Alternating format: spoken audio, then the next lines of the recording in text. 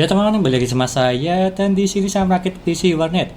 Yang dimana dia tuh ingin membuat warnet dan dia memesan ini 7 PC yang dimana saya tuh merakit ini 7 kali ya dengan spek yang sama. Dan seperti ini salah satu sampelnya dan saya akan previewnya apakah ini worth it atau tidak untuk PC warnet zaman sekarang. Menggunakan Core i3 Gen 10 dan juga RX 580 yang ada di sini dengan part-part baru di harga 6.250.000. Apakah worth it atau tidak di zaman sekarang untuk PC warnet? Dan terbilang murah lah karena dia itu semuanya baru dan kurang lebihnya seperti itu. Dan sebelum saya jelaskan apa saja spesifikasi yang ada di sini dan juga mereviewnya, jangan lupa klik subscribe dan pojokan bawah tuh ya, tinggal diklik seperti itu. Dan di sini tampilan berwarna putih dan juga RGB dan sedikit temanya untuk PC warnet. Yang pertama saya menggunakan Core i3 Gen 10 10105F, dia itu tray ya, bukan baru, supaya lebih menghemat budget. Di harga 1 juta untuk yang ada di sini, 4 core 8 thread udah lebih dari cukup lah untuk gaming ringan maupun agak berat. Karena pada saat ini Core i3 Gen 10 pada mahal-mahalnya untuk yang trail lah dan juga stoknya pada kosong, maka dari itu harganya agak mahal di 1 juta. Kalau biasanya tersebut di 980 970 lah, kurang lebihnya seperti itu. Dan selanjutnya saya menggunakan Mopo yang ada di sini, ASRock V560M HDV M.2, bukan yang serinya H510 ya, tapi yang V560 udah cukup bagus lah, apalagi bermerekkan ASRock dan juga ada support M.2 NVMe karena saya menggunakan NVMe yang ada di sini. Ini di harga 1,350 kalau nggak salah, kalau nggak 250 lah, harganya di pojok sini ya untuk Mopo-nya. Dan juga udah sangat worth it sekali untuk jangka panjang. Ini ASRock, garansinya dari AMD. Dan selanjutnya saya menggunakan RAM yang ada di sini, RAM Thinktecred 2x8GB yang berwarna silver. Udah saya tancapkan di sini 16 GB udah lebih dari cukup lah, apalagi untuk warnet ya. Untuk gaming zaman sekarang sudah bisa diatasi dengan RAM 16 GB. Ini di harga sekitar 650.000 untuk Thinktecred. Garansinya dari Foghorn, yaitu lifetime, jadinya aman untuk RAM. Seperti untuk yang ada di sini penampakannya. Dan lanjut saya menggunakan ini GPU RX 580 8GB DDR5 bermerek dari Phenom RX. Dia tuh asli ya, bukan palsu. Jadi mana dia tuh ini serinya 248 SP, jadi di bawahnya RX 580 pada umumnya lah, dan juga lebih hemat dayanya untuk ini. Udah saya tancapkan di sini, dia tuh cuma butuh 6 pin power aja, dan juga dual fan dari segi GPU-nya. Di harga 1,4 juta, murah sih ya untuk zaman sekarang. Karena RX 580 yang baru-barunya yang bermerekkan MSI Gigabyte dia tuh emang jarang banget.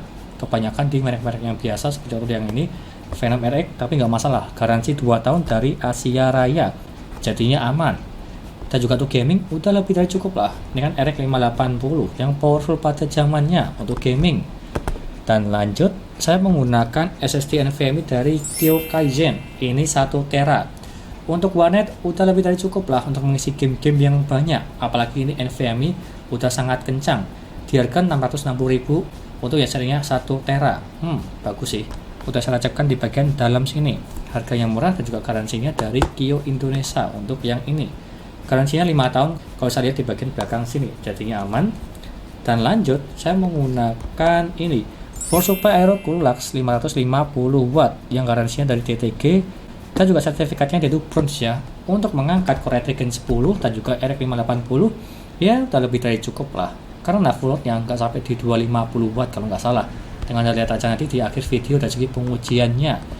Dan yang penting lihat dulu part-part kalian. Kalau misalnya part-part kalian udah cukup menggunakan Aerocool ini udah lebih dari cukup lah, dan juga aman untuk jangka panjang. Gak usah ragu menggunakan ini karena banyak orang yang ragukan sih, tapi kalau aku pribadi ini bagus mereknya Aerocool, apalagi garansinya DTG di harga 550.000 untuk ini power supply-nya. Dan lanjut saya menggunakan ini Georgebox R1200 untuk mendinginkan Core i3 Gen 10. Udah lebih dari cukup lah untuk yang ada di sini, apalagi memiliki 2 pipa, fan-nya 9 cm dan juga ada RGB-nya supaya lebih menarik dari segi tampilan di warnet ya. Karena ini temanya full putih dan juga RGB dari segi fan-nya maupun CPU cooler-nya. Ini di harga 120.000. Core i3 ya udah dingin lah, pasti di bawah 70 derajat dari segi full load-nya. Tinggal lihat aja nanti di akhir video dari segi pengujian ini suhunya. Dan lanjut saya menggunakan casing ini Infinity Poseidon V2 yang berwarna putih. Ada 2 tipe, putih dan juga hitam. Beli yang berwarna putih aja di harga 420.000 kalau nggak salah harganya ini. Tipenya MATX dan juga cakep lah. Di bagian depan ada mesh-nya. Dan selanjutnya yang terakhir saya menggunakan fan Infinity 4 ya. Ini Satuannya 35.000, kalau kali 4 ya 140.000 lah. Ini saya kasih depan 3, belakang 1, supaya sirkulasi udara yang itu bagus dan juga tampilan RGB udah lebih dari cukup. Dan sangat menarik lah untuk yang ini, apalagi di warnet sangat mencolok RGB-RGB-an. Dan apakah worth it atau tidak di harga 6,250 mendapatkan Core Ryzen 10 dan juga RX 580 8GB untuk gaming dan juga part yang ada di sini itu baru semua. Intinya seperti itu. Kita lanjutkan saja untuk mereview PC yang ada di sini dari segi gaming warnet pada umumnya lah. Lanjut ke reviewnya, yuk.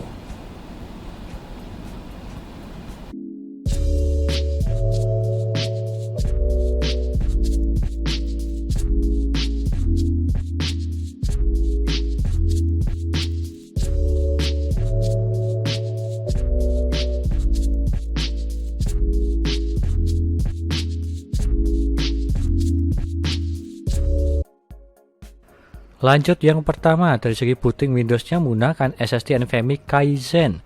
Dan kita tunggu aja seberapa cepat dia untuk booting Windows-nya.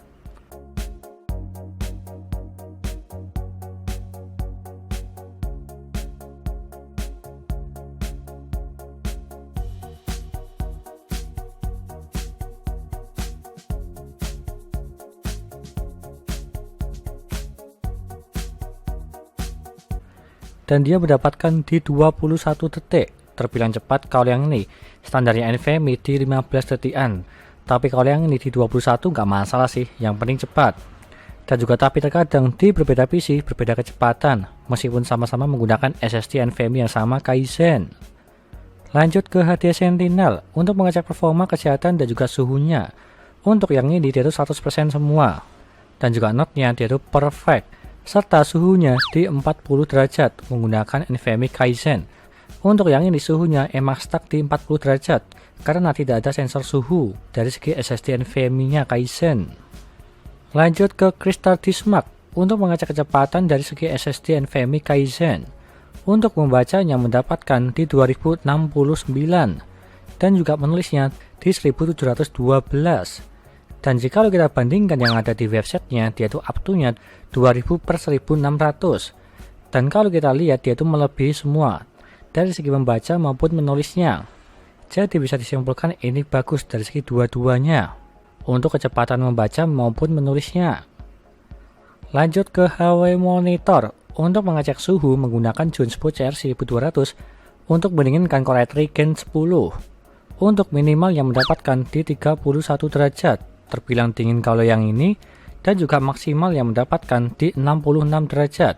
Untuk minimalnya saya cuma dimaca di desktop tidak ngapa-ngapain, dia mentok paling bawah di 31 derajat terbilang dingin.